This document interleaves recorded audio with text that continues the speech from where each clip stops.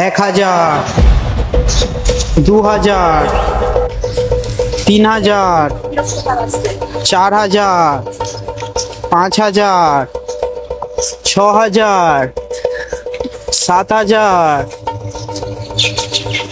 8000, 9000, 10000। এ কি অসভ্যতা! অনেকক্ষণ ধরে দেখছি তুমি আমার পেছন করছো, কেন করছো ওসব? 11000, টাকা কেন গুনছো আমার সামনে? 14000, এর কি মানে বারবার আমার সামনে টাকা গুনছো? হ্যাঁ, 15000।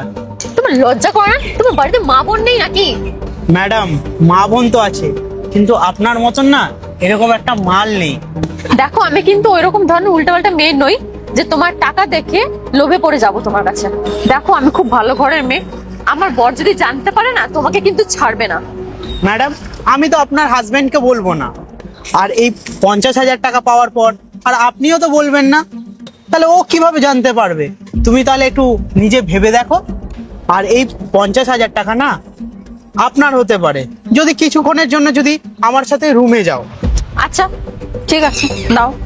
আহা, আরে ম্যাডাম, আগে কাজটা তো হতে দাও, তারপরে এই পুরো টাকাটা পেয়ে যাবে। এই টাকাটা তো আপনারই টাকা, তাই না? আচ্ছা, ঠিক আছে, তুমি কিন্তু তাড়াতাড়ি চলে যাও, বুঝেছো? ঠিক আছে, চলো।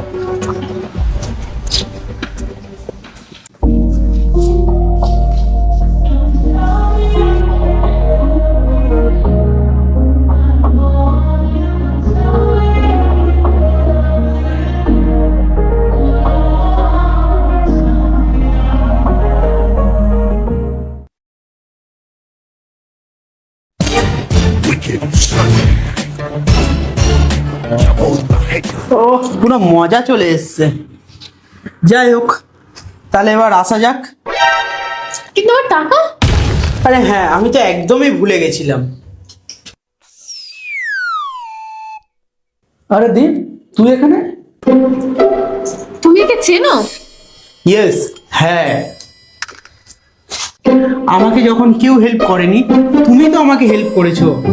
আপনি আমাকে টাকা দিয়েছিলেন কোনো কিছু না ভেবে, ব্যাস ওই টাকাটাই আপনাকে আজকে ফেরত দিতে এসেছিলাম। এই নিন আপনার 50,000।